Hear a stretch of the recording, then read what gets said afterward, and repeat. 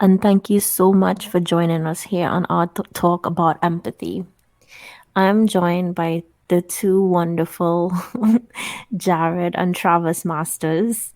My name is Enya, and I am a divine tarot reader on YouTube. I also, by trade, I am an application support specialist, and I basically just love spirituality and all talk spiritual. So, this is our second episode here today where we talk about empathy and we just want to discuss how we feel about it and have an open discussion, and hopefully what we say touches your heart and make sure you have awareness and understanding about what we're saying here today. So I'll let my team introduce themselves. Let's start with Jared. Hi everyone, my name is Jared. I have always had a connection to the divine. It started off, my parents raised me very religious, and in some ways I'm still very religious, but I would call myself very spiritual. I think there's a connection between the two, and I'm sure, well, we do plan to talk about it in a future episode. But yeah, my spiritual side has always guided me to exactly where I needed to be, and I've always faithfully returned the favor by paying homage to it.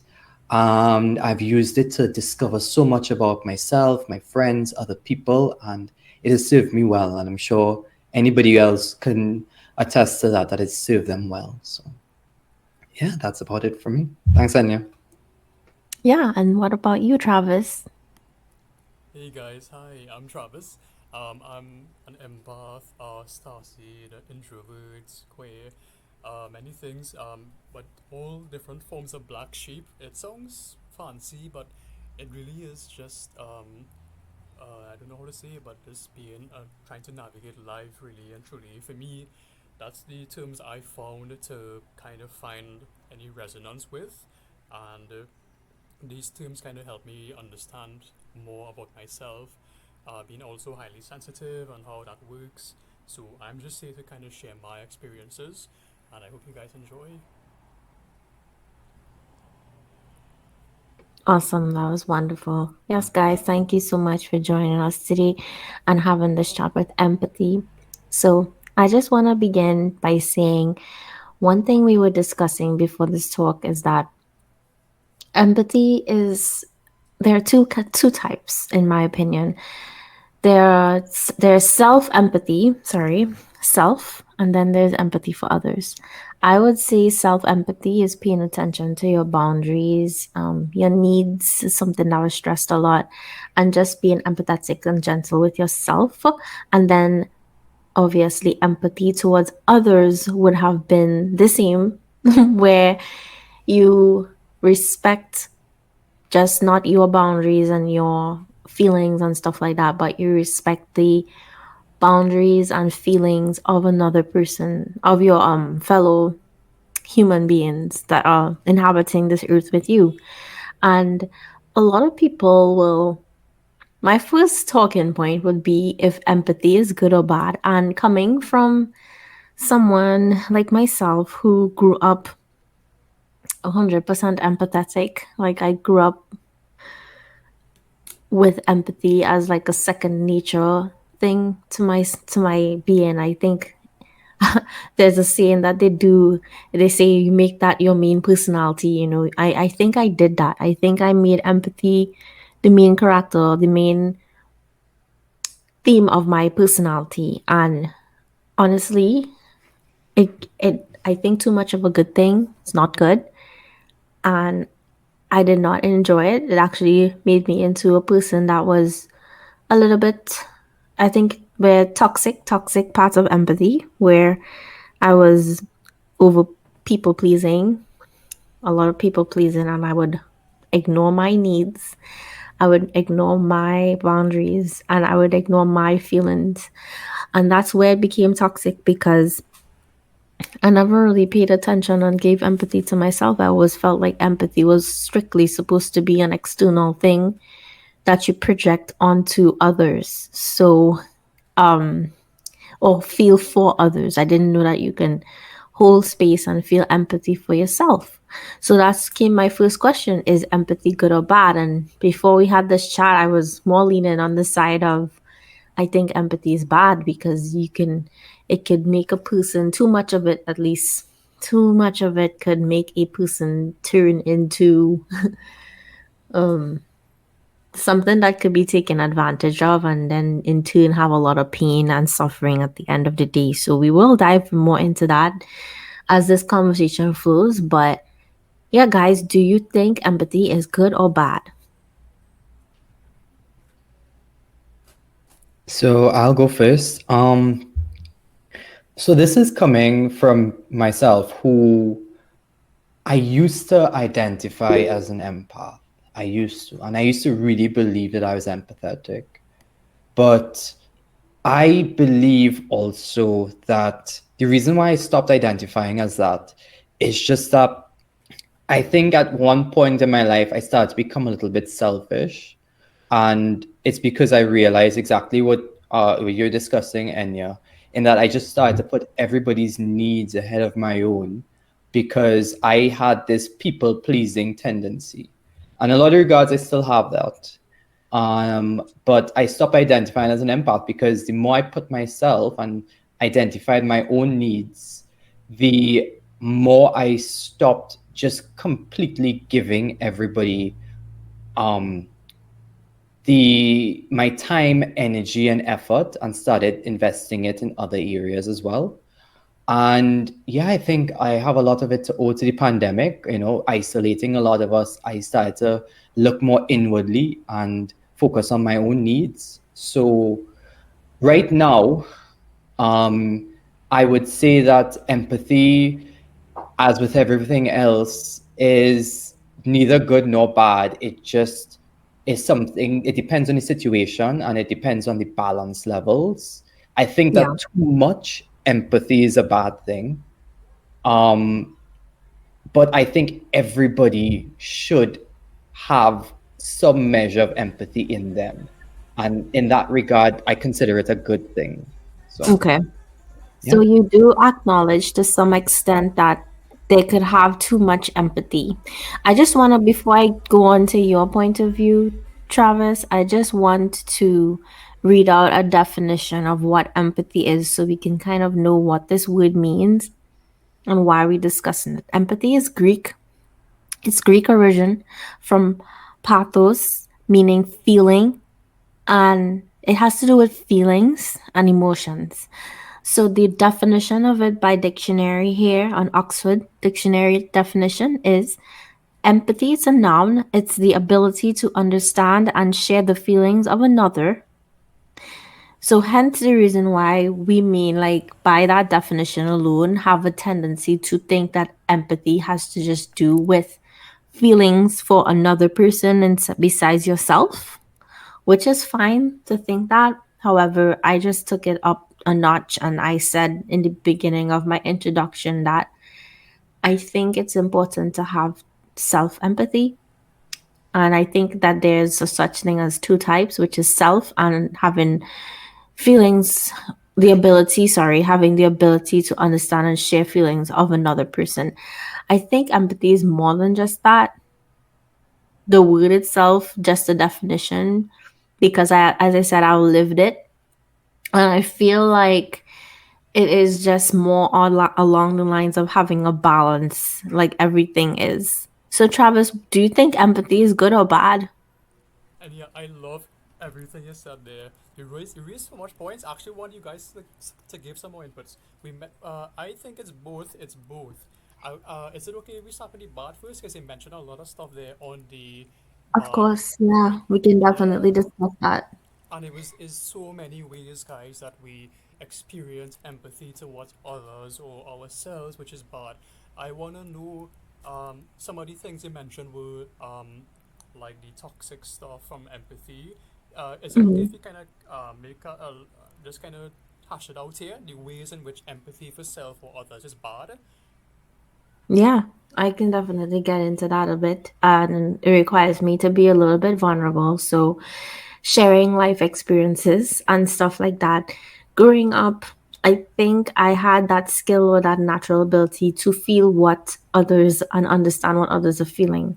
And that's where people will say, oh, you're an empath. You're able to be sensitive to what other people are feeling. However, it came naturally to me. And yes, I got labeled as an empath because of it. I also felt like at the end of the day, I got taken advantage of because of it. And I felt like, despite how much love unconditionally I would give, I will cut my heart open and it would bleed and it would bleed and bleed and bleed. And I'll just give all this love, all this unconditional love. And it just feels like without it, there was no sort of remorse or understanding from somebody else. So I did not get empathy back in return. Instead, I got taken advantage of, and someone will allow me to be nice to them, and then before you know it, they are expecting it like it's an expectation. Like it's just a level of treatment that they deserve, like they are entitled to. And that just made things a bit worse because sometimes it will require me putting aside my needs and putting aside my feelings in order to appease to theirs. And that's something that came throughout my entire childhood and into my adult life, that I am still learning up to today how to have a good handle or a good control over, right? I believe that with with that experience, I don't know if it answered the question, but I believe that was solely what I felt that was bad about it. I would be alone, feeling alone most of the time. I would feel like my love is unrequited in a lot of situations. And this is not just in like romantic feelings, this is like in platonic friendships, or it may be in relationships with family members and immediate family. I just felt like I was not really honored or valued for the love that I brought to the table. I felt like it was never enough. And I still feel up to today that it might not ever be enough, even though I feel all of this capacity to forgive and love constantly, because I am constantly living in a state of an ability to understand and share someone else's feelings. So it makes it feel like it's always like somewhat a curse. A curse. So, like, I feel this is a curse of empathy, to be able to naturally live in this state all the time as an empath. And it's, again, it's lonely. This is the bad side. It's lonely. It you know I would only be able to share my experience with few friends that's an empaths and few people who understand me. It's sad because I might not be able to relate to my parents on that level because they themselves are not empathetic that way. They may have an ability to understand and sympathize, but they don't necessarily have the ability to fully have the capacity to fully feel what I feel and understand. So they may make specific decisions that may seem harsh to me, especially growing up. Like, it had situations where I felt like all I needed was a hug. All I needed was a hug, just reassurance that, hey, this is a tough thing that you're going through. We understand this and it's going to be okay. It's not as bad as you think it is. You're probably overthinking it. Instead of that, I got, shut out. Like, they just would talk about me behind my back and tell me how I don't understand anything. And, it just didn't end well. That's all I have to say. I don't want to go into too much of that, unfortunately. But yeah, it just was hard for me because I always empathized with them and always knew what they felt or how they felt, even though I felt at the end of the day that my needs weren't being met. I understood them to a point where I wanted to have their needs to be met. So that's where I put myself second, because I always felt like, you know what, I always have to make them feel good and I wouldn't feel good. So that kind of taught me a lesson that my needs are not as important as other people's or other persons. So that's where I would say, oh, empathy is a curse because this sucks and I feel alone and I feel scared and I feel there's many different things. So yeah. Yeah, thanks so much, Enya. And so, for just to clarify for the viewers out there, is it okay if we also just say how does empathy happen? You know, so others can really identify if they are empaths or not. And because most people will just say, "Oh, everybody has bad experiences," you know, but no, it's so much deeper than that. So, is it okay if we share how it just kind of naturally flows out of us? The natural empathy, the love we have for people, it just happens almost like just the way you said it, unwillingly. And how does it happen for you, Jared? Yeah, it's like just something I was just born with. I just born naturally with understanding and loving. My religion didn't help. And why I would say my religion didn't help, because I was raised Christian, Catholic, and my deity that I adore so much is Jesus Christ. I really do accept him as Lord and Savior, and my Lord, personal Lord and Savior. And because of this, it's just an oxymoron, me being into tarot and all that. But that's something we'll hash out in future episodes. But back to that, I still focus and hold him as my main deity of love and focus. And that deity is love others, serve others, put yourself last, sacrifice yourself. It's a lot of that teaching that's been pushed down on me, and it's been indoctrinated into my life. And that, as an empath, that kind of intensified or grew my empathy to a point where I I was like, you know what, I'll just always sacrifice myself, because this is the right and the good thing to do for the good of all. My feelings don't matter, other people's does. And this is where that comes from. This is where I have to break up with some unhealthy beliefs there and try to remend and to have a healthy balance of empathy in my life. I and have boundaries, and I would need to now reflect and focus on what self empathy means to me, and probably give myself some empathy, because I've not been doing that for the years that passed. But anyways, let's hear more about what you guys experience like with bad empathy. Yeah, Jared. Okay, so and yeah, I first like to say that, I'm so sorry that that happened in your life. I can attest as well that, having grown up Christian, that yes, the message of sacrifice and duty are always there and present. There are a lot of benefits to living a religious life. There are also a lot of drawbacks, and this is one of them, that you are always taught to put others ahead of yourself.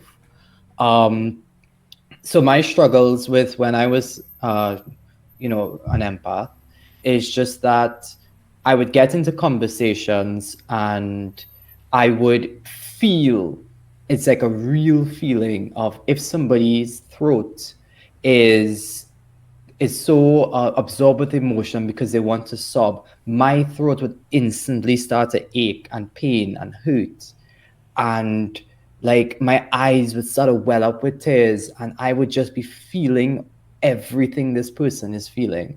And so much so that even before they said certain things, I was also in that same boat. And it truly, like, imagine, for anybody who might be thinking this is a really good thing, well, imagine if you are in a conversation with someone and you are trying to get your point across, but the only thing you can feel is theirs. And then you have at the back of your mind this duty to be self-servient to others. Sorry, not subservient, subservient to others. And you just feel this need to please the other person, to make them happy, to bring them joy, to at least hear them out and make sure their needs are being met because of training, socialization, and everything. And you can actually feel everything that this person is feeling. But then what are you going to do? You're going to put yourself second. You're going to only do whatever is necessary, even if it means shutting up your own self, who is begging out and crying out for help. You're just going to listen to them and think that you don't know anything, they know everything, and that you just need to do whatever you need to end the situation. And this is something real that a lot of people struggle with. Now, from my end, I think, and I do hope that we do go into the good parts of empathy, because I do want to talk about the good part later on.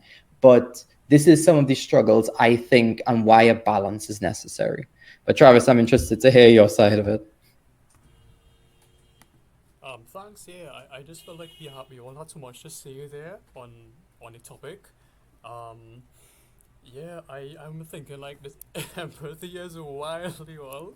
Whoever decided we needed to come into this planet and be empaths, it's like I I just it made us feel so angry of having to learn these lessons in this painful way where we've picked up so much of other people's stuff, their emotions and their energy and all of that, and it goes so deep. We obligate them to teach us painful lessons and these things, and it goes even deeper. It affects every area of life, I would say. So in relationships, we begin to like pick up their problems and all of these things and try to help them and love them. I'll love them into love so that hopefully they could love me back the same way, and stuff like that. And it was just been a pretty painful thing. If I could just share my biggest pain point on the empathy really is the fact that we're so naturally given and feeling and loving and nurturing and accepting and all of that. It just makes it to the point where it makes it seem like, all right, where is the love back? The love that where is all of this love? No You know, unrequited. It's yeah. unrequited, yeah. Where the hell is Hmm. this love I've been It's putting crazy. out? Where is this love? I've been upset over this for the like a good while in the last couple of months, and it Yeah. just really sent me all. It sent me, and I'm still being sent. I'm still being sent. The sending is still Quick happening. question though. Are you triggered because you know that you have the capacity to feel and give this type of love, but for some reason you just can't feel it back in the way that you want to? Is it that or you Absolutely, absolutely, okay. absolutely. I am I mad, get it. upset, pissed, So angry, then that makes everything. you feel like a freak because I feel like a freak when I don't get the love back. I feel like something is wrong with me. And why is that a bad thing for just wanting to be loved deeply? I Can I think it's ask? bad because you obligate somebody else or you have a requirement and you have a condition. You have a Mm-hmm. condition on the way you want to receive love. Sorry, Jared. Mm-hmm. What you wanted to say? I just wanted to ask, when was the last time do you guys think that somebody truly, in your average everyday life, empathized with your feelings and thoughts? Or how often do you think this happens?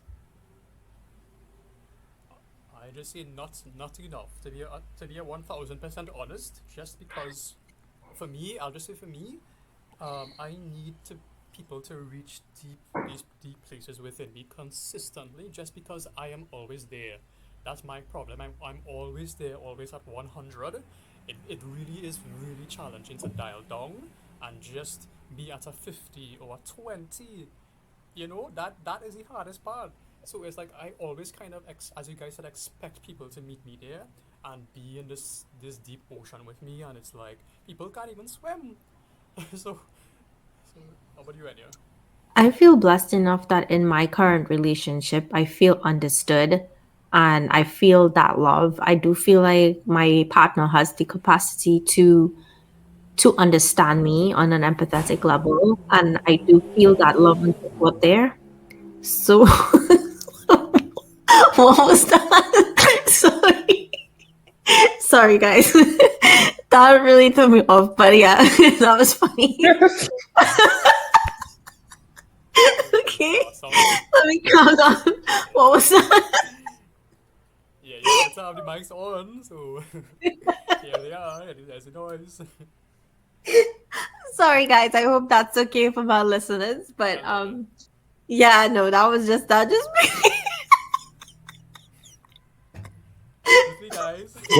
let me. When, when, You Sometimes know we when, why I forget when, laugh it so all much sorts of because it things. sounds. I laugh so much because it sounded like a cat. Oh Lord. It's while Enya catch herself, I would also say that I have been blessed in this life to been yeah. given empathetic people around me.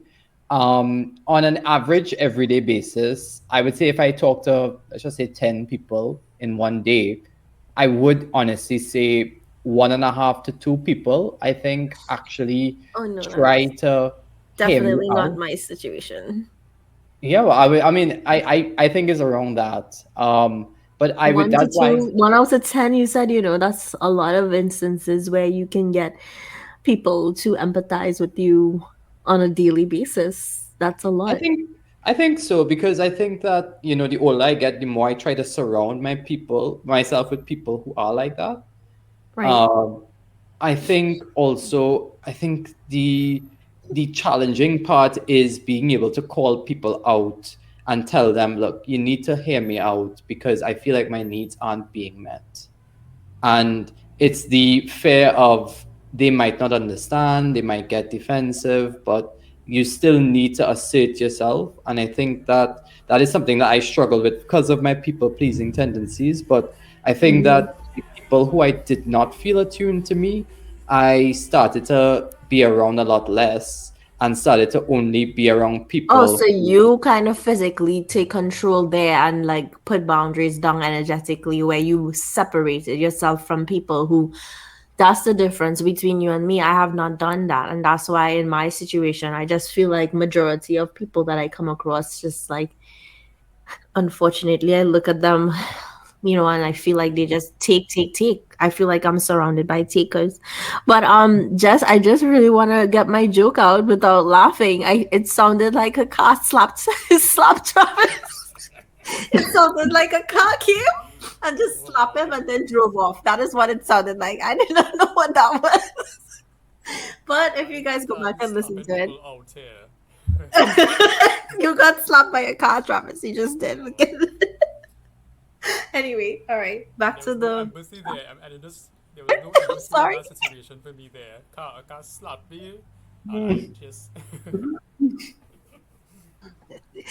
Oh, okay. Thank you for the I laugh, though. can That talk was about that funny. a little bit more. Just the they fact can't that stop you. the car slapping me. I want to know about how do we, why don't we establish our needs to be slapped more with people who are unable to slap us the same way we slap them.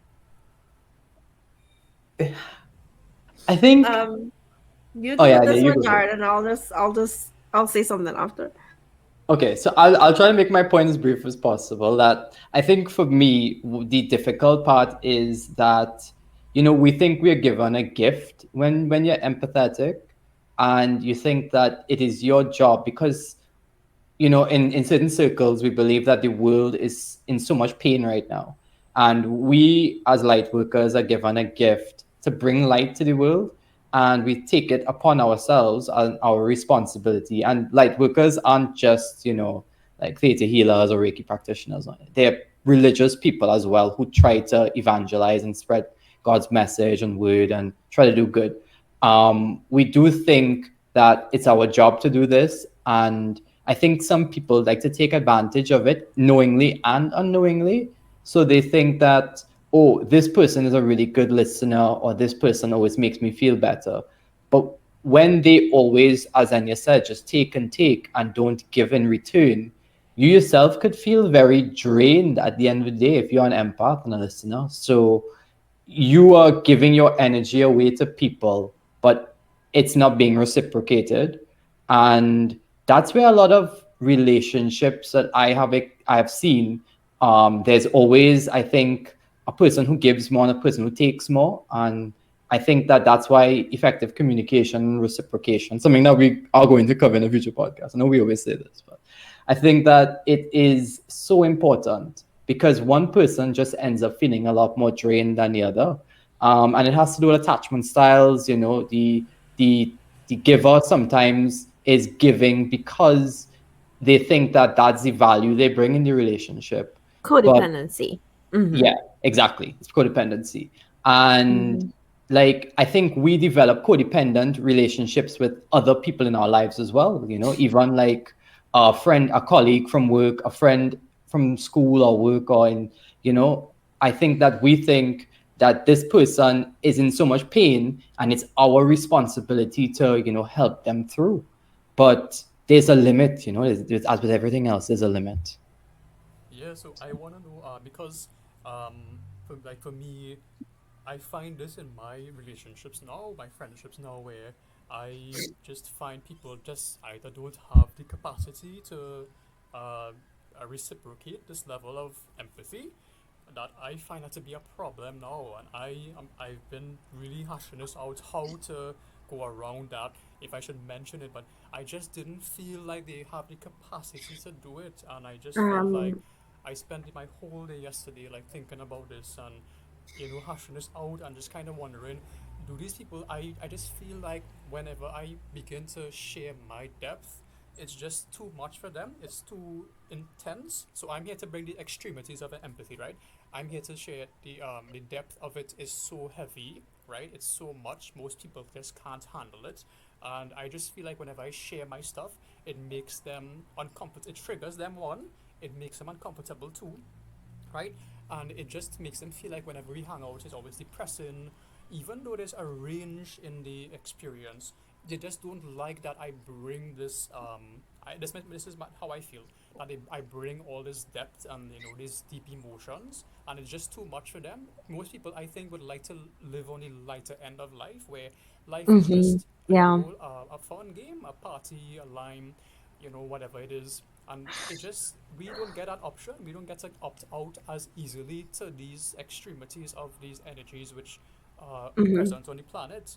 And we just, especially, all empaths really are privy to many of the circumstantial stuff happening, and the moon is out, where full depression happens for no reason. It's like these Yeah. heavy, heavy, heavy energies exist, and it's like Because it's easy for us to tap into the collective, you see, and that's where we need to at least kind of discuss too, why the world needs it, why the world needs empathy. But so far we've been discussing the toxic empathy, which is where empaths get taken advantage of, and we be tendencies to become people pleasers and allow others needs before our own.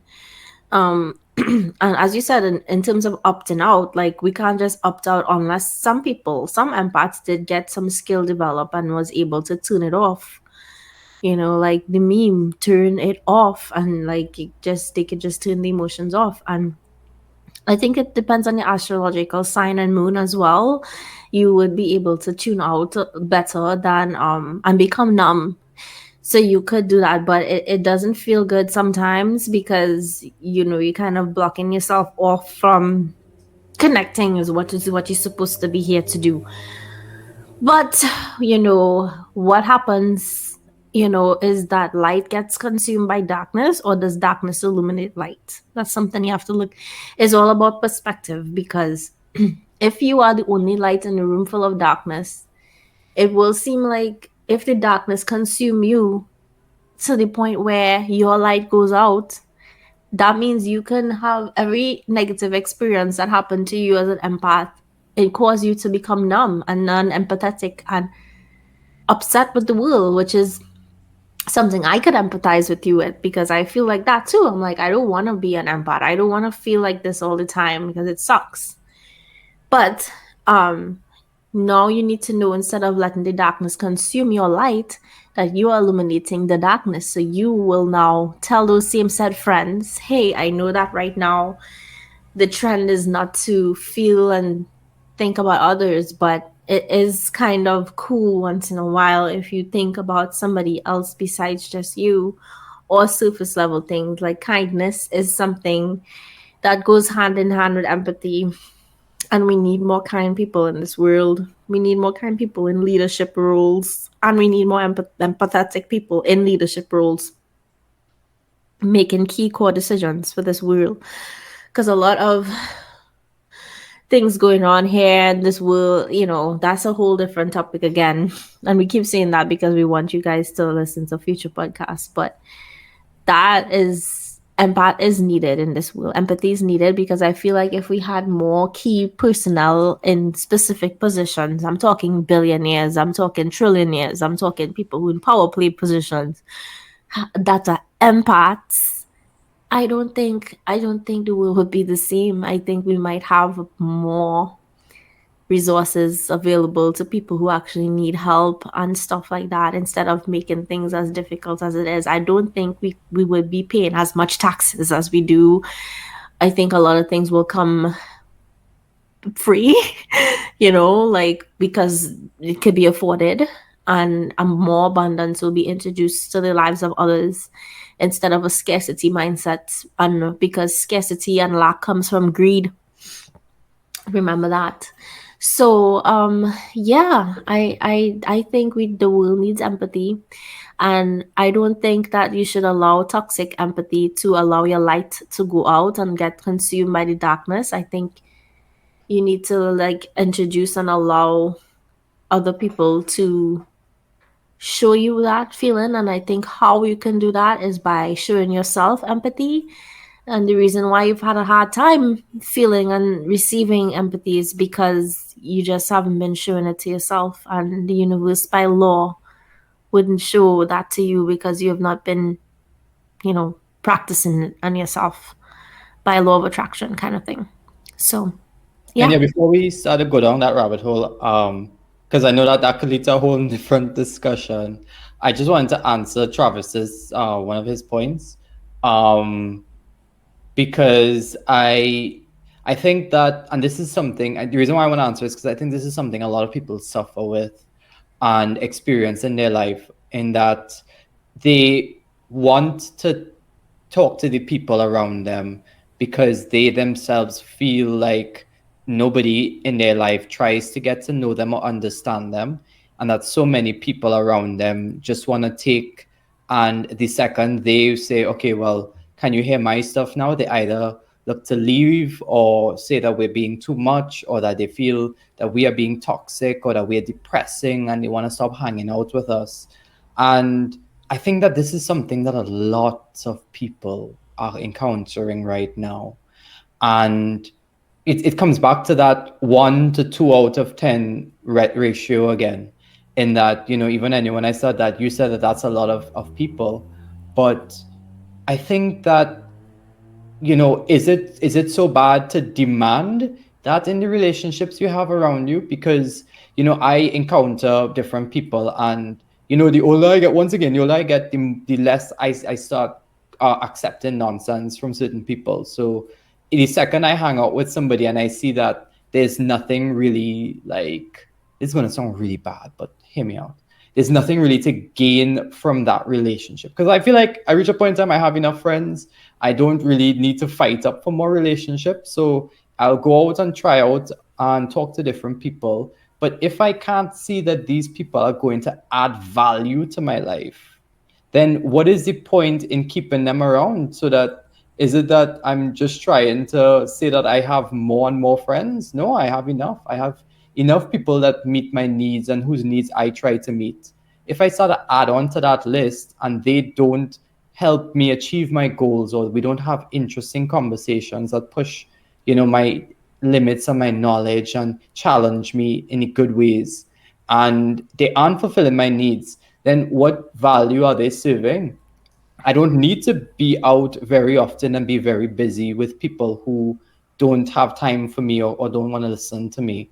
And I think that, so many empaths suffer with that, this feeling of loneliness, because they think that we need people in order to feel less lonely. And I would challenge that. Like, I spend like a lot of times doing things on my own, and I don't feel lonely because I like my own company. And if I do need other people around me, I rather be with people who fulfill my needs than people who just don't care about me at the end of the day.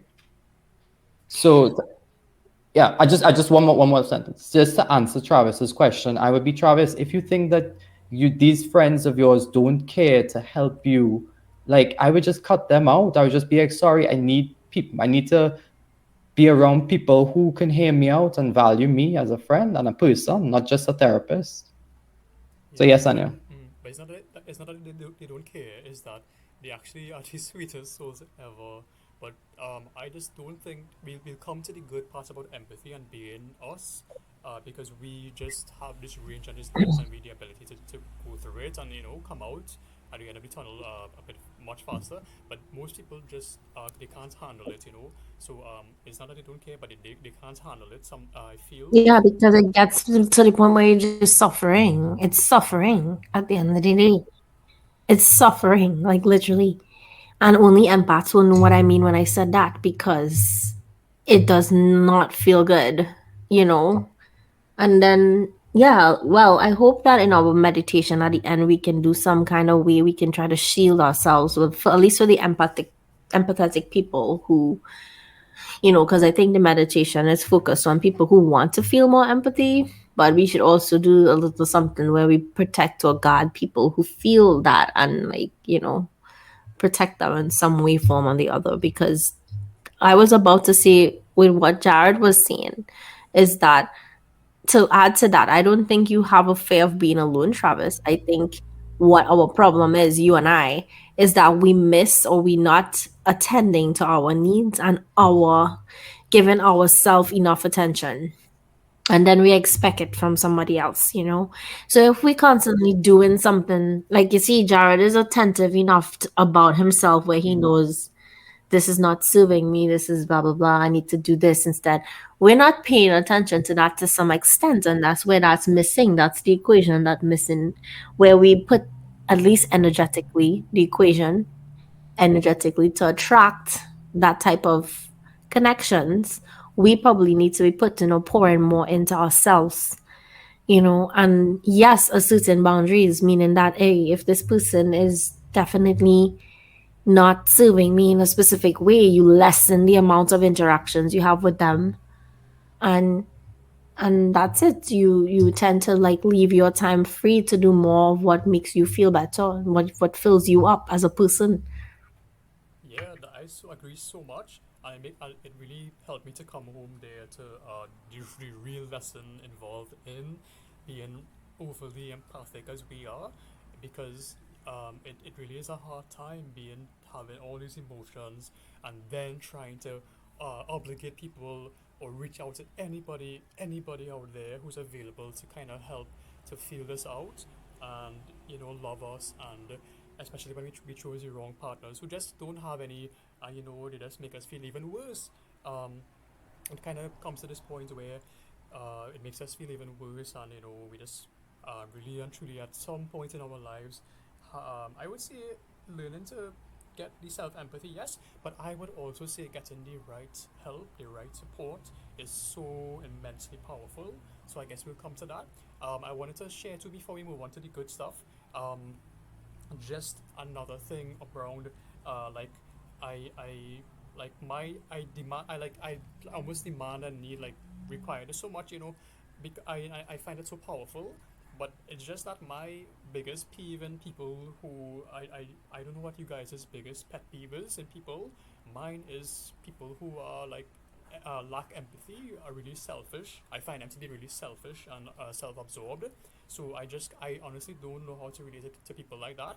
And even though I have empathy on some level for them, it's like I don't know how at this point in my life where I learn now by force to let go of the narcissist and stuff like that, and in a much healthier place, because so much of the pain came from that, of course, through the lessons. It just was, I couldn't relate to people on that level.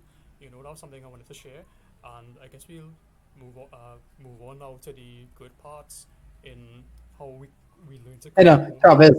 Mm-hmm. Travis, before you move on, those same people that are so self-absorbed, they happen to think that if you ask them, they are the best listeners and are so, like, helpful to their friends, and everybody comes to them for advice. If you ask them, the people who are least empathetic, they are always so self-absorbed and so ready to attune to others and everything like that. It's I don't even know how to describe it. People like that, I completely agree. It's almost like you can't reason with some of them at times. They really do need to do a little bit more self-reflection. Yeah, so that's it. Anya, how you feel about that? Yeah, I think you're right. And well, honestly, with what Jared said too, I know that's drama 101. And there's a word for them, those type of people. And I think this is not what this podcast is about. It's about empathy and it's all about us. So may they rest in peace. Oh. So,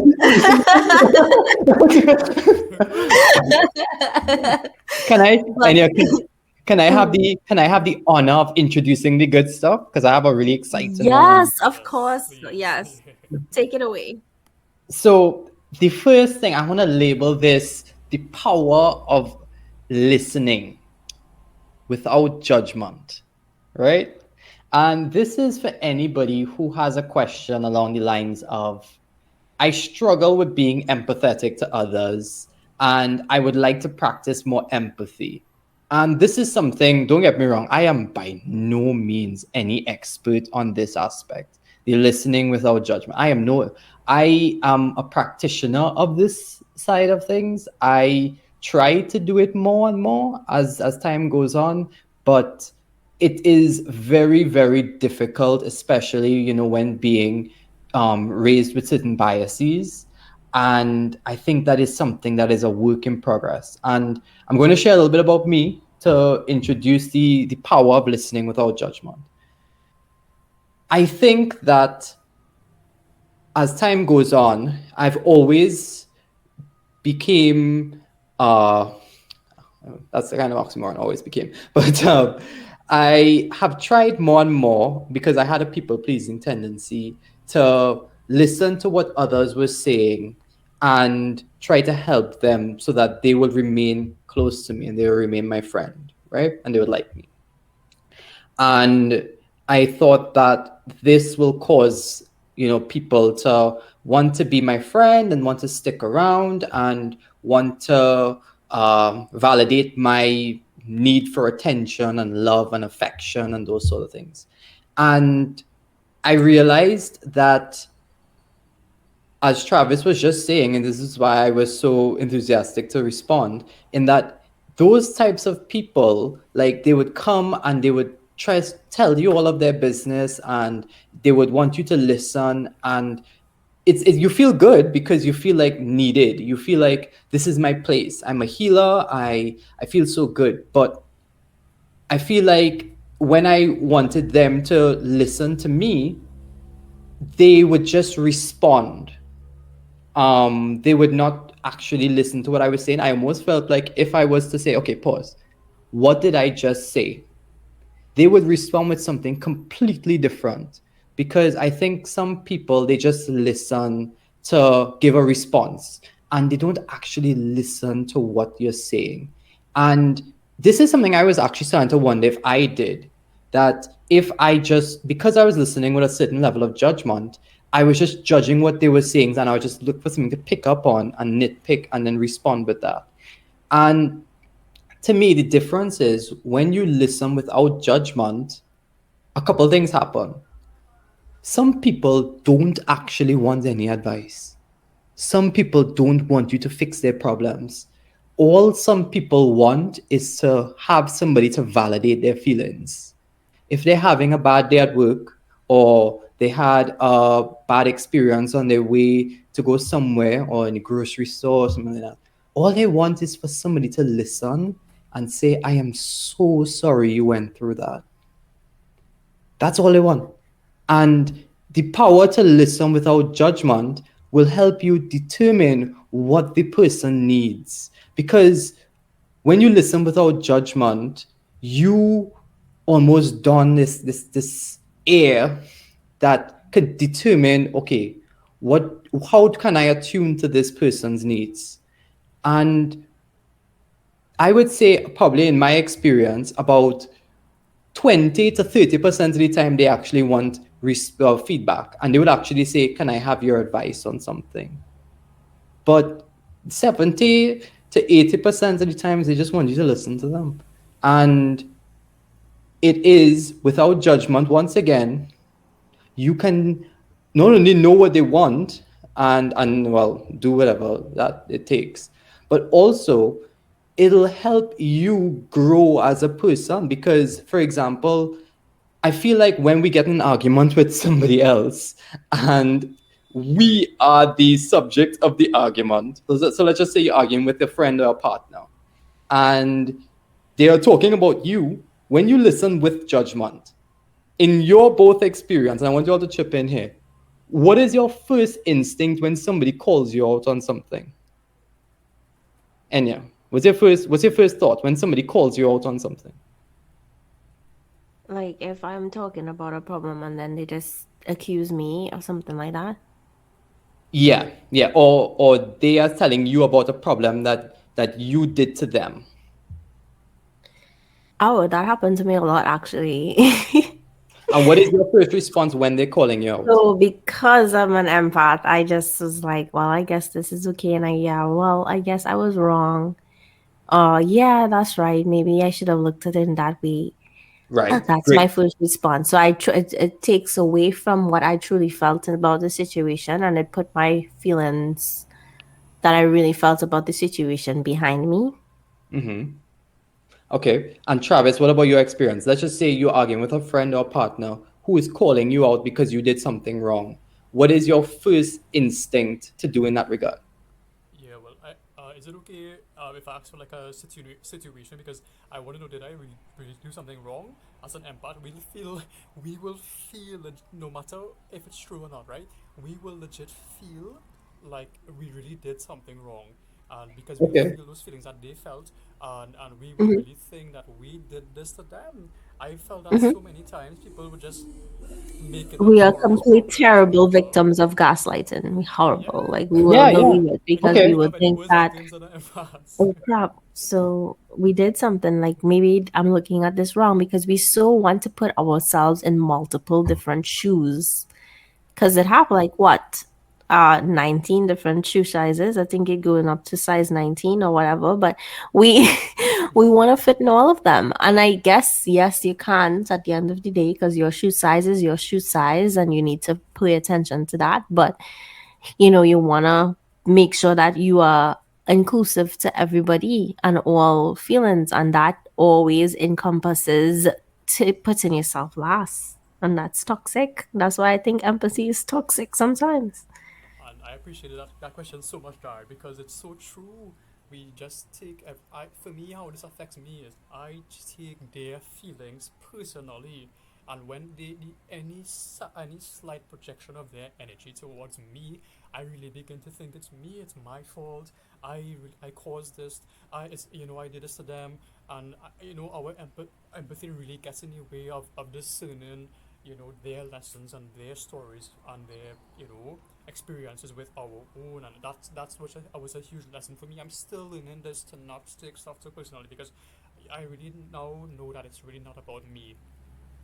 Right, exactly. And that is exactly the thing. So you guys, because you guys are coming at it from an empathetic point of view, you guys are coming at it from attuning to their needs. So how can I best attune to their needs if they are expressing how they feel, their feelings of hurt or disappointment or whatever it may be? How can I attune to that? And this so that is one side of the coin. But the people who aren't empathetic, their first instinct is to defend. And the problem is when you get into the defensive mindset or stance, you start to only operate from a feeling of my my wants, my needs. I am not willing to hear anything about you because I am only thinking about me. And the power of listening without judgment means that you can toe the line. You can toe the line of not only thinking about yourself and not only trying to attune to them. Listening without judgment means that you are just trying to determine, okay, I have no stake in the matter. I am just trying to hear them out and see what needs to be done. And I'm not saying for the entire argument or for the entire conversation, you need to listen without judgment. I'm just saying that you just need to, at that point in time, hear them out so that you can make a informed decision.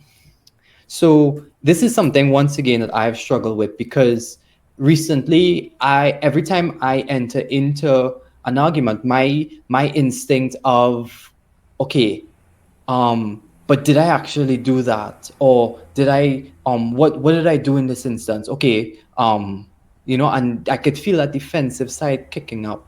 But I can also feel the side of I'm so sorry that I did that. I, I could also feel that kicking up. And the towing the line comes from me just listening, me just hearing them out, me just validating that their feelings are something that they're actually feeling. And So, yeah, and that way, empathy played a good role for you in terms of learning how to listen and have judgmental free conversations. yeah, yeah. And it could be okay. So Travis wants an example. Um, let's just say there was a time that somebody wanted you to be there for them and they were really depending on you to be there for them. But you were busy off doing something else. And when they called you, you didn't answer the phone. And they're telling you how disappointed they are because they really needed you and there was a time come. You always tell them, I'm there for you, I'm your friend, I'll always be there for you no matter what. And there was a time that they needed you to be there for them and you weren't there. This happens all the time. We are busy people. We live lives. We do different things. We can't always answer the phone. We can't always be there. Now, nobody is wrong in that instance. They wanted somebody to be there for them, but we were busy. And both have a certain amount of, stake in the matter. And so who is right? Nobody is right. So when the person is coming to tell you, Travis or Enya, you always tell me that you will be there for me and you weren't there. And you hurt my feelings so much. Now they won't be saying it like this, obviously. They'll be saying it a lot harsher. Your first instinct will either be, I am so sorry, I'm so sorry, this will never happen again. Or it'll be, well, what do you want me to do? I was busy. You knew I was busy. I told you that I'll be off doing this. And one way is a defensive way. The other way is apologizing, not attending to your own needs way. Both are wrong because defending yourself is not validating their feelings. It's not understanding that they are hurt. It's not going to solve the argument. In fact, it might only make it worse depending on how you defend yourself. But just apologizing is you just accepting blame for something that may have been out of your control. So listening without judgment also means not judgment for just them, judgment for yourself as well. I'm not going to judge myself. I'm not going to be hard on myself. I'm going to show myself compassion and grace and understanding because I could not at that time answer the phone or I chose not to, and that's okay. You're not judging yourself, you're not judging them, you're just listening. And then at the end of it, you can say, I understand your pain. I understand that you really wanted me to be there and I was not. And in the future, maybe we can work on a way to make sure that this doesn't happen again. But it happened, and I feel badly that you were so hurt about it. And I hear you. I hear you, and I'm here now. And how can we fix this? And it'll take all the wind out of the defensive because you're not defending what happened, you're not defending yourself, so you're not gassing their fire, but at the same time you're not just avoiding your own needs because you're also saying that you understand where they're coming from, but it happened and there's nothing you can do about it. So I think what you just described there is having healthy empathy, and that's the whole point. of this chat is that we wanted to introduce what good empathy look like and how we can include it as a balance in our relationships and in our connections. And I think coming from a place where you actually consciously, with effort, try to just listen without responding and having it comes from listening, and listening even though you don't fully understand or feel what that person feels, you do still hold space for them to have those feelings, and that is a form of healthy empathy. And why I would say healthy, because you're not putting your needs last and you're still incorporating and having self-respect and boundaries for yourself as well. Yeah, Yeah, I, and I is it completely okay? agree. I love that you guys bring up these topics. It just is so they're so relevant, and there are so many experiences we've had on all of them. That part with the, um, I just felt like um, I for me most of my relationships ended in friendships, whatever, where needs weren't met. Um, I've just had people just complaining that their needs weren't being met. That same thing you mentioned there, and I and they just villainize me for it. And here the thing, I still want to go and make up with those people because that's the empathy in me. Like because I know that these people, how the depth of emotions and how difficult it is to navigate it, and just to really, and it naturally causes undealt emotions naturally causes people to lash out and be angry and stuff like that. Because I know that, and and I just want to still look past that and make up with these people, even though I've been at the brunt of on the receiving end of their projections. That's how it impacted me.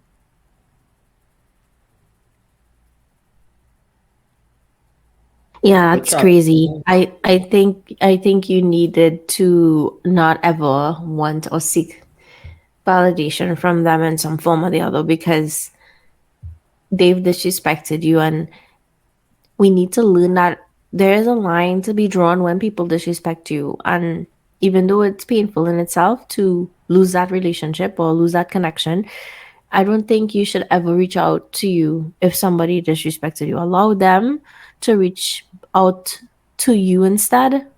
Let them do the legwork of trying to make amends.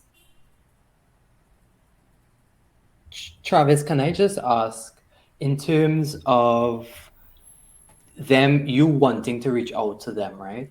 How is that serving you? How is that beneficial to you? Honestly, because everyone else has the I I would say to fill the loneliness part.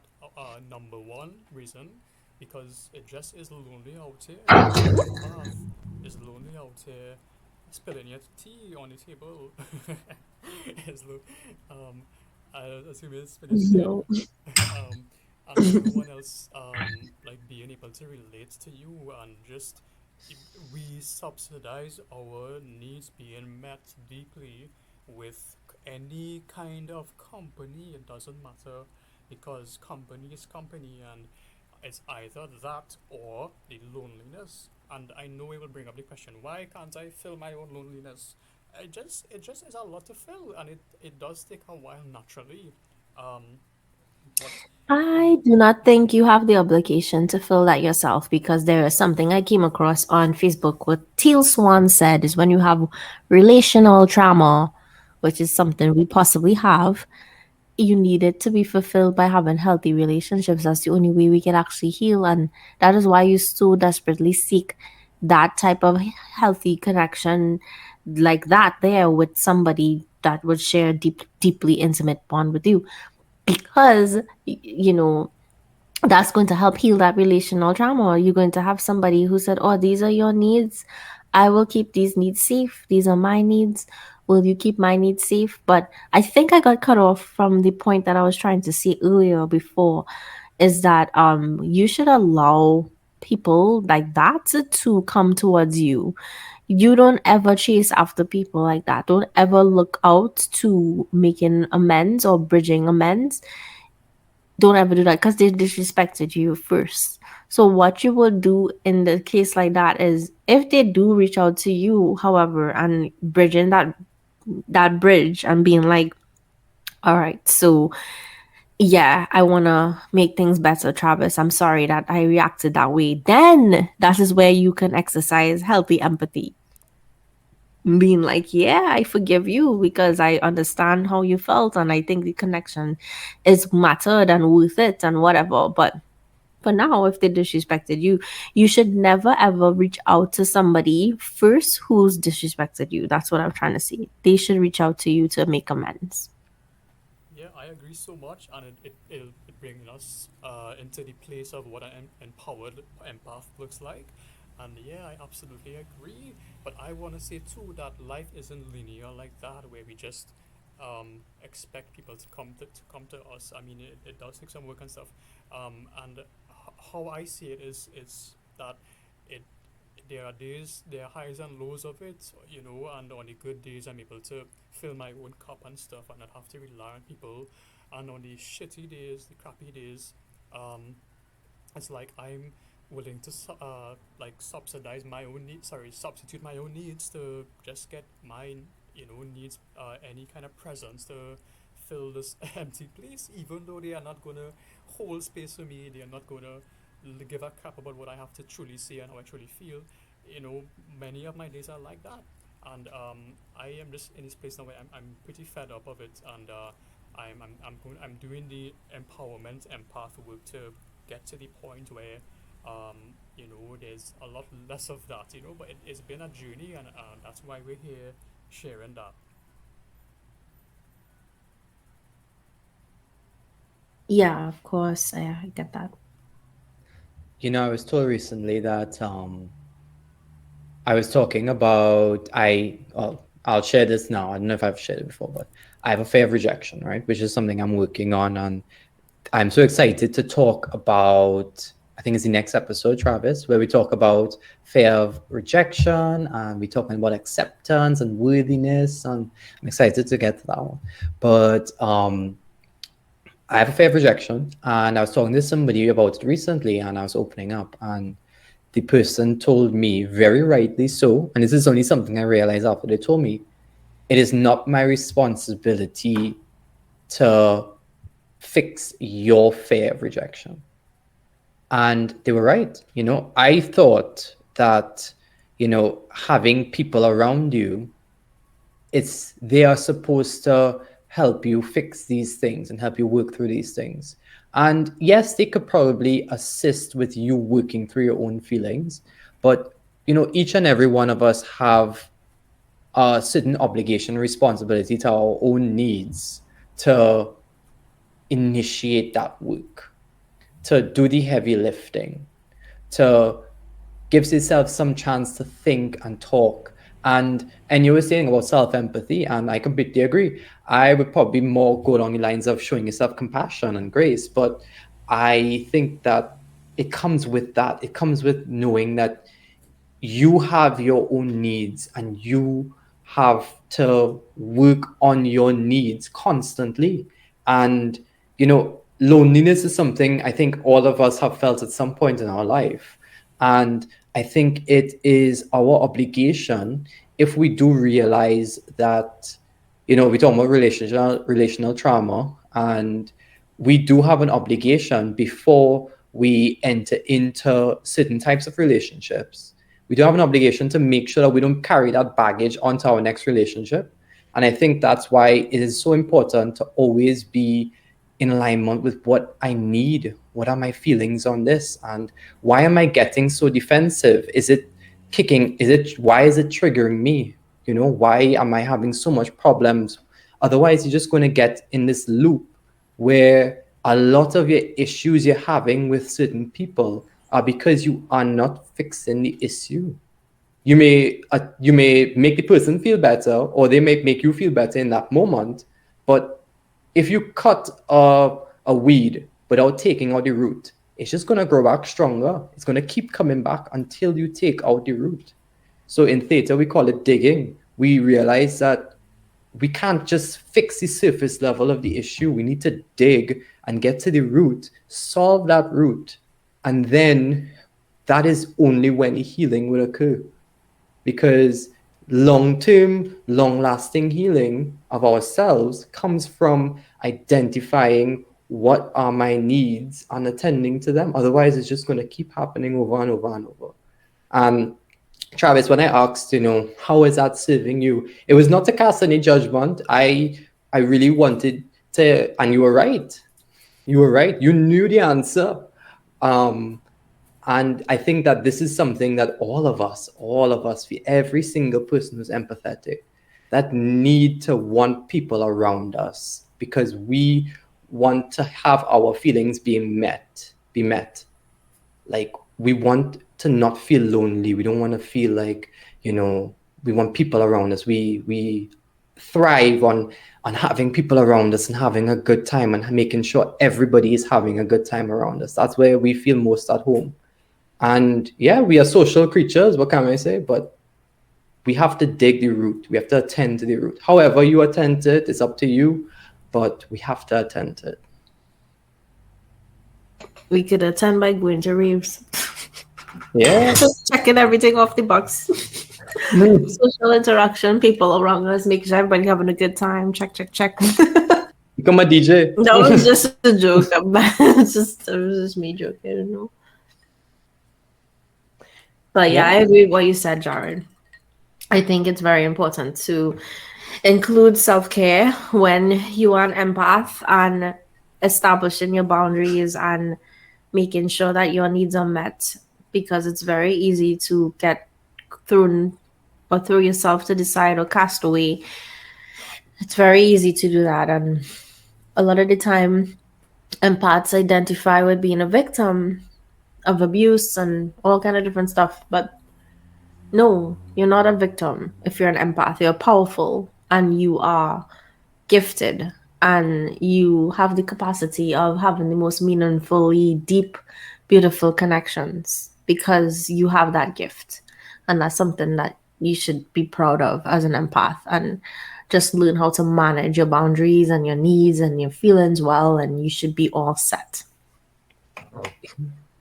Can I just say one more thing before we close off listening without judgment? I think that I need to reiterate this because I think this is really important. Judgment does not just mean judgment for other people and their situation. Judgment also means judgment of yourself.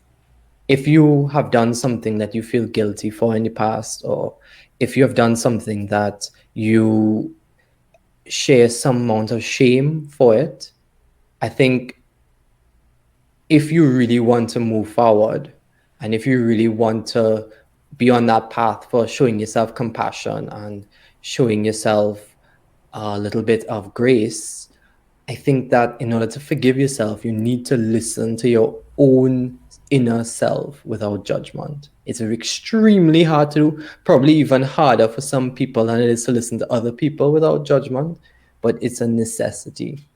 And it's something that I struggle with. That's why I know it.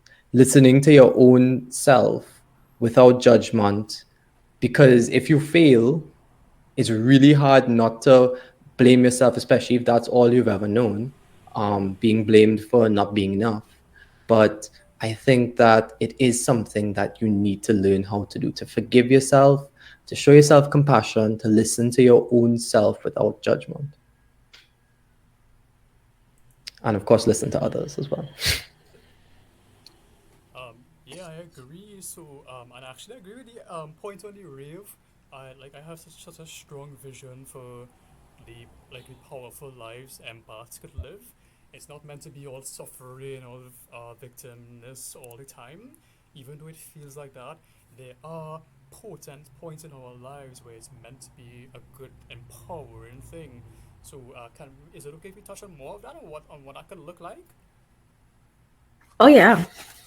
I think it looks like, you have a power to shift the energy in a room.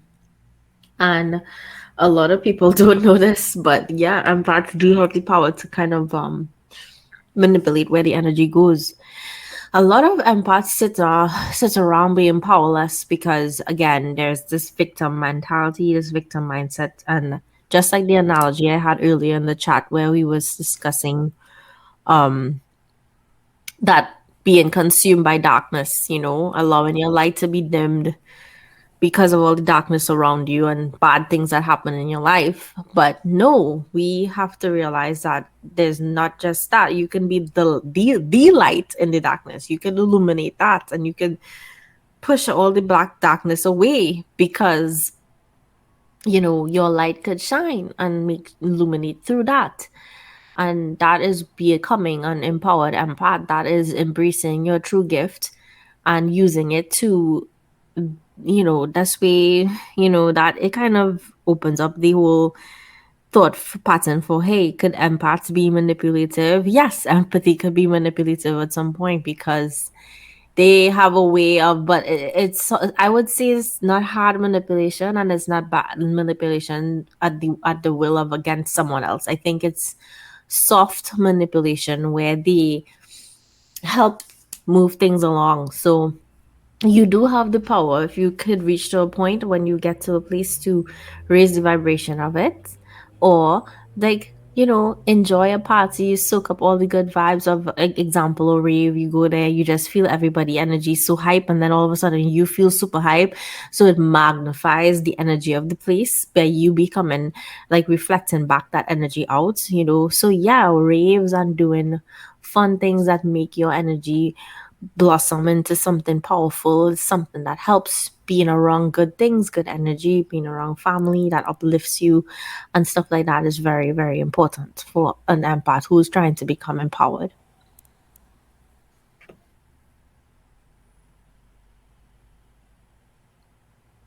You guys have anything to say? Yeah, Jared.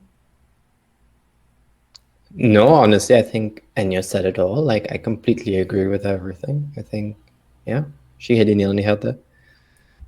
Yeah, all right. So I agree so much as well. And yeah, what I have to say to for someone who experiences the extremities of empathy, right? The highs, the lows, all of it, right?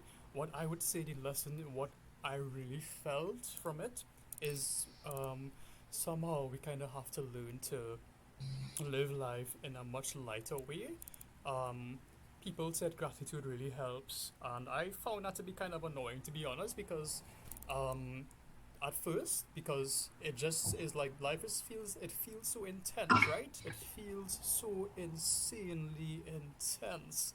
It's like, what the hell do you want me to be grateful about, right? But the thing is that when we don't appreciate the little things, the big things, really, we continue to let that overwhelm us and we continue to give power away to those bigger things, you know, and that, so learning to have gratitude there will really help.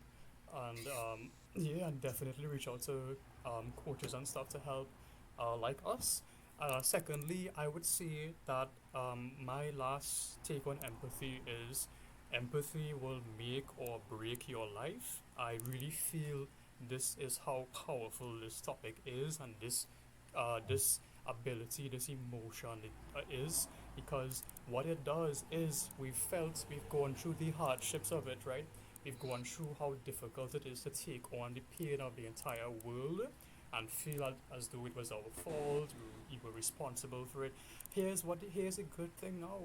Now we get to this powerful, severe feelings which was crippling, now has come to empower us to share our gifts with the world in whatever way that flows through us. That is the true power of it. That is what we're all meant to do, and that is how we step into our power and our purpose. And it really is the most fulfilling thing we can expect to experience in life. It really is. Yeah, I agree. Travis, I just want to build off a little bit of your point there. I think, in terms of gratitude, it's also about attunement. So I think to me, attunement is in conjunction with gratitude because as I said earlier, it's all about perspective. It's all about how you look at things. So yes, on one end, life is very intense. It comes at you so quickly. Things happen. It almost feels like you're almost in a state of reaction at all points in time. But I think that if you were to look at challenges as opportunities, things start to look a little bit different. And I think that the way how I would look at it is in terms of attunement as well, because for example, the world is changing. The world is becoming a very different place very quickly, which is part of the reason why I think that we are more in reaction state these days.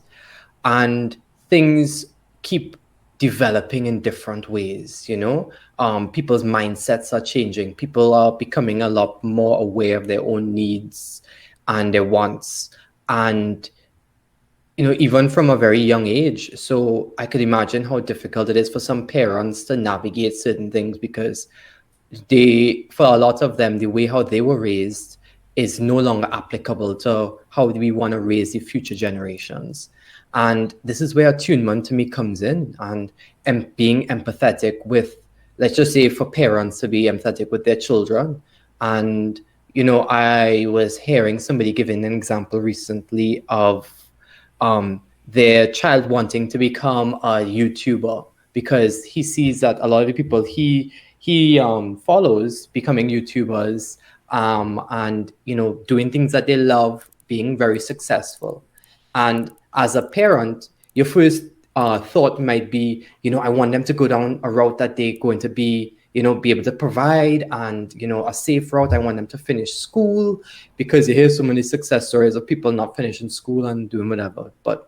And my heart goes out to them, because I do think they have a difficult job. But my response would be to not deny outright. Hear them out. Once again, it comes back to listening without judgment. How can I attune to their feelings? How can I make their feelings feel valid? Try to find out a little bit more of why they may want to leave school and do something. Why do they think school is so difficult? Studies and exams might be one aspect, but are they struggling with other aspects as well? How can I talk and communicate with them? And communication goes so much further than just how was a day in school today? How is X friend? How is Y friend? It goes beyond that. It goes into body language. It goes into, and we'll talk about communication on a future podcast. And we always say this, but how can I attune to my child's needs? Okay, he wants to be a YouTuber. Okay, so what do you think being a YouTuber means? What challenges do you think you will face? What highs and lows do you think you'll face? And they might say, okay, well, I like doing this, I like talking, I like playing games, I like, XYZ. And it's the opportunity to hear them out, hear their thoughts, validate them, and suggest alternatives, or maybe even get them into hobbies that they can live out this certain fantasy, and tell them, we make a compromise, say, well, you can go to this class, a video editing class, an economics class, so you learn about the economics of YouTube, a gaming club, but I need you to also stay in school, do your best, those sorts of things. And that is attuning their needs, but also attuning to your needs. But that will only come with not one time applying judgment and just saying, no, you cannot be a YouTuber. And not only, I'm using just this YouTube thing as a metaphor for all aspects. When your child comes at you with anything that you may not be comfortable or aware of at the moment, hear them out. Even if it's something that scares you a little bit, that's okay. It's okay to be scared, but just hear them out, attune to their needs, validate their feelings, show gratitude for them coming to you and talking to you freely, because that's a big thing for children. Children most times don't always want to come to parents if they think they're going to be chastised. They're just going to run off and do whatever they want to do behind your back, and it's going to hurt more to you and to them. So hear them out, validate their feelings. So incorporate empathy in parenting. That's your point there? incorporating empathy in everything. That's my point. Empathy in everything. Okay. Well, all right, guys. That was wonderful, Wait, is it wonderful okay chat. if I just ask? I mean, I found I really appreciated those points, and I feel that people really needed to hear that. Is it okay if I ask you guys what your attunement looks like? Because for me, it really is these days as actually asking the universe to slow down the lessons.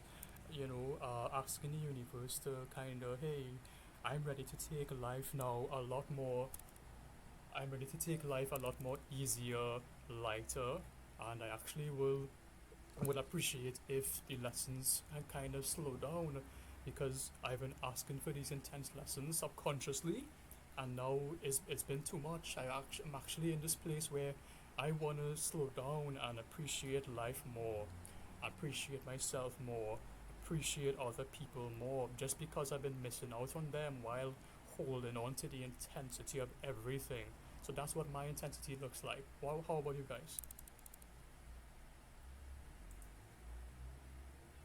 So, Travis, are you saying about talking to us about our attunement and how do we plan to achieve that? Or are you talking more about how do we feel about lessons and life being teaching us lessons in an intense way? Which one do you mean?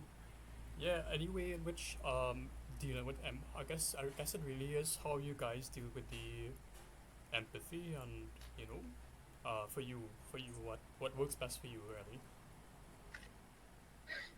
For me, I think that I definitely would like more people to be empathetic towards me. How do I achieve that in the relationships I do that make me feel comfortable is, taking a pause, even if I'm trying to communicate something and they don't understand, to make my feelings be clear, tell them, look, call them out, be like, I gave you a chance to talk on this. I would really appreciate for you to give me the chance. And that's only if they are being unreceptive to certain things. And if they refuse to accept my feelings, I would then, distance myself from that and be a little bit less receptive. I've had to do that quite a bit recently. Um, and for those who are willing to try and ask me how can they help, I would tell them exactly what I need. I need you to listen. I need to validate my feelings. I need you to. I don't know why we develop this shame of asking people to validate our feelings. It almost feels like a little bit of a game in that we play ego. Ego gets involved and we feel hurt telling people, we refuse, sorry, to tell people when we feel hurt. So I tell them, I feel hurt. This is how I'm feeling. I want you to validate and own that you hurt me. And in terms of my showing empathy to others, I try to just listen without judgment. And I try my best to, and in all cases, to try to not be defensive. Once again, it doesn't come easily, but I try my best to not get defensive and just listen and try to validate. What about you, Anya? I attune by just paying attention to the way I feel personally. I try to not, I try to ask myself the question, is this truly mine? Is this something I carry? And sometimes, strange enough, I might be feeling something and it's not from me. I just picking up on someone else's emotions. So how I attune as an empath is I always check in with myself to see if I really truly feeling from my source that emotion, or if it's just something I pick up. And then if it's not, I just clear it energetically, and I'm good. But I hope that answered your question, Travis, with how we attune. Yeah, that was a good We do need one. to wrap up though. Yes, Yeah, we do need I to really wrap up. And enjoyed. I'm, yeah, like I I'm think looking forward I to wanted to seconds. end. Yeah, I wanted to end before we end with the meditation.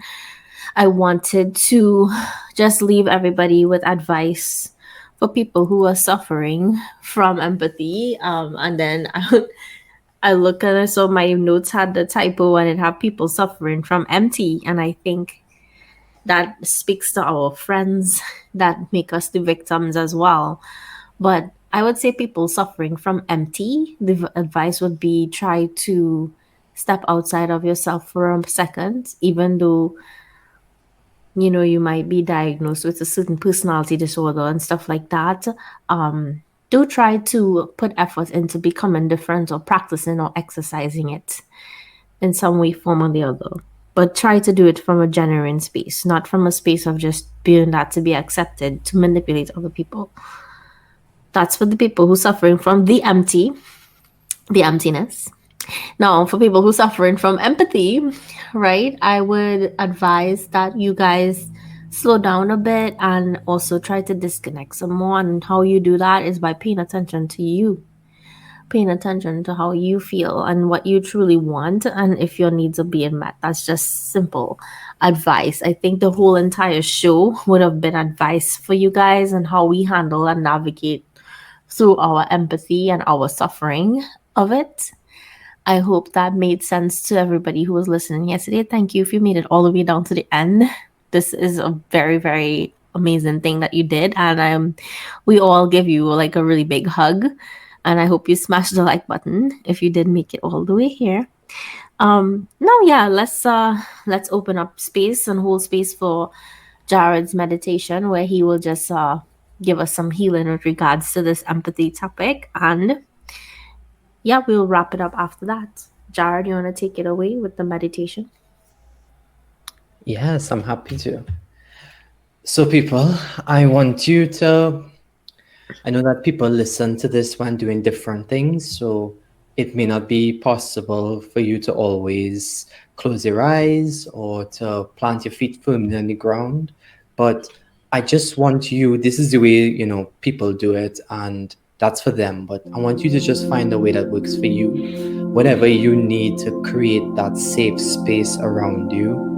And, listen to this when you are ready to unwind, ready to attune to your needs, ready to feel how you feel. This is your time, and nobody should be able to take this away from you. So I want you to just sit down or lie down or stand up, whatever feels comfortable for you, and just imagine you're in a very safe space, you're in your own space, and just feel your feelings. Just feel everything. And just go into the sanctity of your mind and allow your thoughts to just gently guide you to a place where you can sit amongst yourself in the quiet and just reflect on where you are. How do you feel right now? Just be very conscious of that. Be conscious of everything that you want to feel. This is a non-judgmental space. Now, allow all your feelings to wrap you up in a bit of a bubble. It's almost like it's surrounding you. And float with them up, up, up into the sky.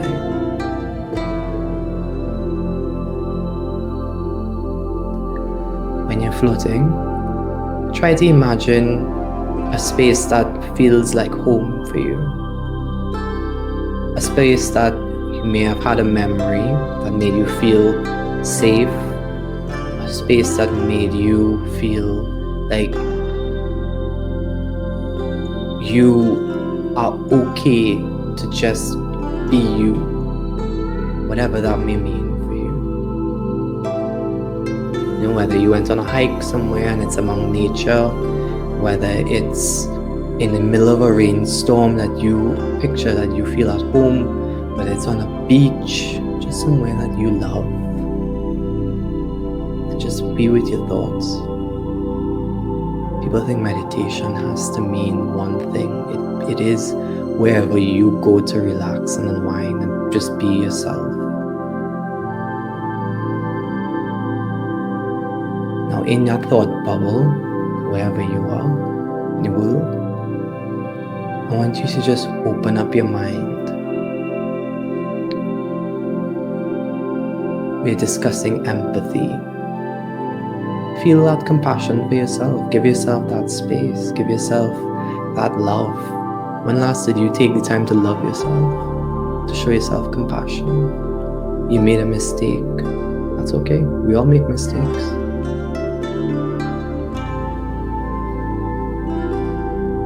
show that compassion for yourself and shield yourself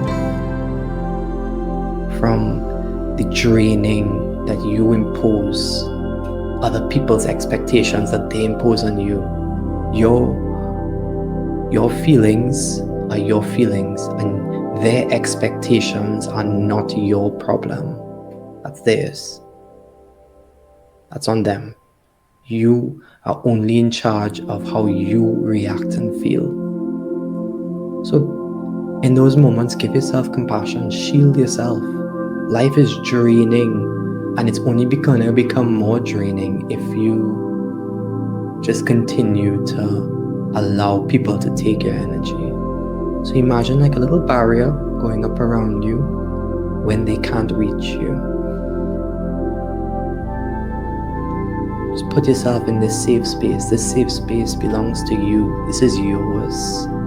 Just imagine yourself there. Whenever you feel in turmoil with the world, you give yourself permission for 5 minutes to just sit down in your safe space and just recharge.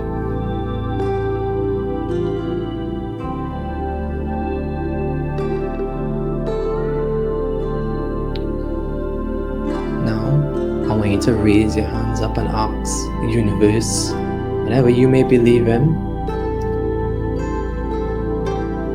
to teach you how to give yourself this compassion, to not require it from others, but you can give it to yourself so it's available for you whenever you want. To teach you how to, in those moments of turmoil, to shield you from their draining, from the drain of life and expectations and other people's wants and needs. How to shield you from that. How to shield you from your own judgment at times and just be non-judgmental. How to achieve that balance that you need to attend to your needs, whilst also attending to the needs of the others that you want to. Whilst you're asking universe, ask it, how can I learn to listen non-judgmentally? How can I discern what needs to be said, what needs to be done, how to validate feelings, how to not get defensive? What do I need to do to lend my support in the highest and best way? How can I attune to the needs of this person?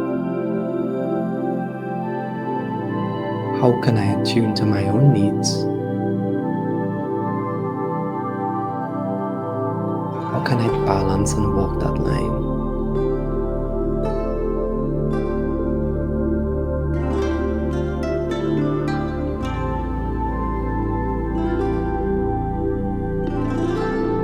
Just sit down in your little thought bubble. Put on some nice music, or hear the waves of the ocean passing by. Just sit there and think about, how can I be less judgmental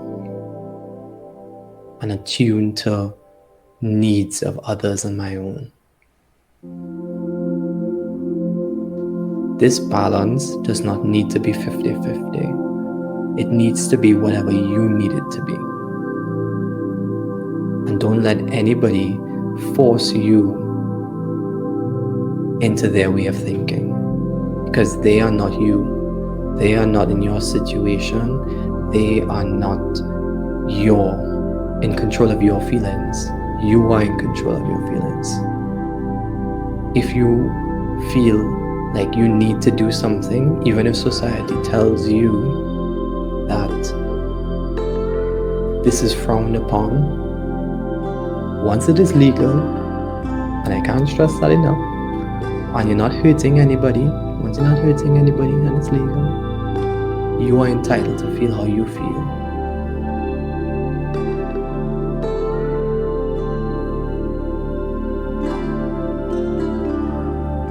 entitled to attune to your own needs. But it'll be nice if you don't do it in your life to attune to others.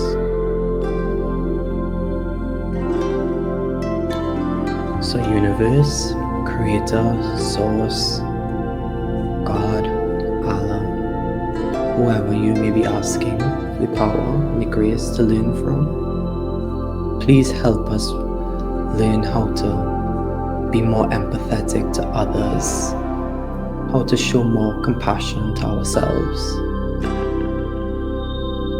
how to stop just surviving and start living the life we are meant to live.